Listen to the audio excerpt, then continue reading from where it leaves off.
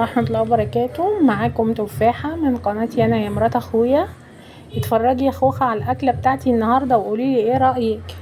دي أكلة النهاردة شاورمة الرز، حاجة جديدة ومختلفة. انتوا عارفين طبعا ان الجو حر والناس مش مستحملة الأكل التقيل وكده، فبنعمل حاجة خفيفة. النهاردة هوريكم نعمل ايه. موجود معايا هنا طماطم وفلفل أخضر مقطعهم شرايح وجزرة مبشورة، ومعايا هنا شاورمة فراخ. يعني انا بيبقى عندي فراخ في الصدور مقطعها شاورما كده وعينها في الفريزر متبلة جاهزة. وهنا معايا بصلة بشوحها على النار، حاطة معلقة زيت ومعلقة سمنة، وبحط فيها بصلاية كبيرة حلوة كده واقطعها وحطها تتشوح على النار. هنعمل أكلة خفيفة وبسيطة وسريعة عشان الجو الحر ده، وكمان عشان الأطفال اللي مش بتاكل الرز والطبيخ وبيغلبوكوا في الأكل، ممكن أكلة حلوة خفيفة ياكلوها وسهلة، يعني هتعجبكم إن شاء الله. أنا مش بفتكس حاجة جديدة يعني، بس الكل تغيير يعني حبيت أشاركها معاكم. هنا البصلة شوحتها شوية، ما بحمرهاش، بشوحها شوية بس مجرد تدبل، وحطيت عليها الفراخ.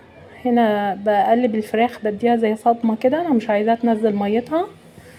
بقلبها شوية على النار، كمان مش عايزاها تستوي قوي.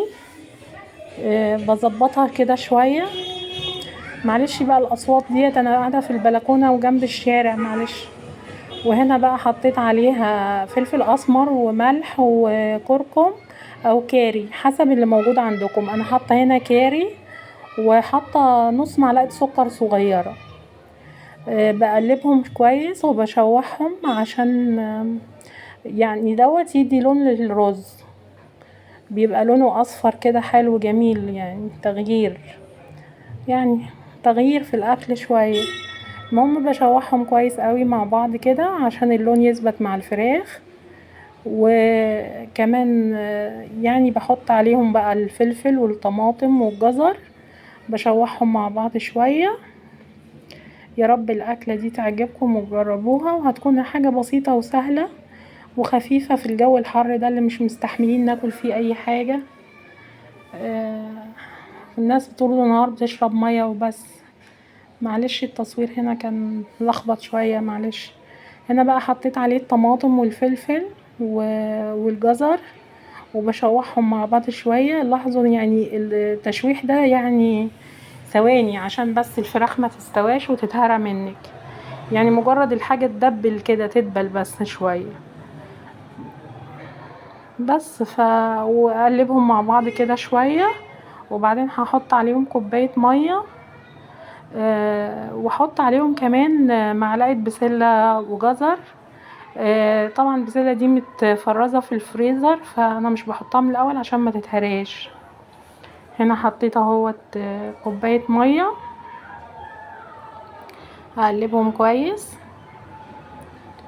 كده. يعني كل الحاجات اللي محطوطة دي حاجة الشاورما، يعني ده كله يعتبر حاجة الشاورما. زودنا ايه بقى احنا؟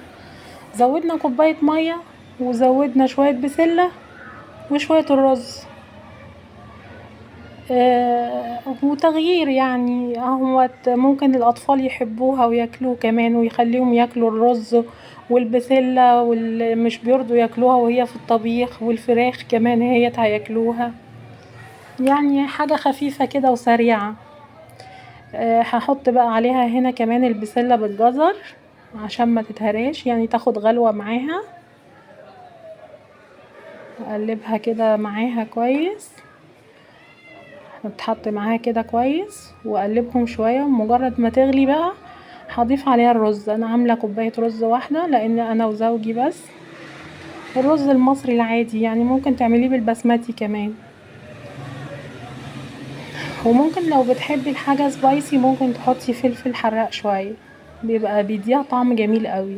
انا برضك بعمل لها بفلفل حراق شوية.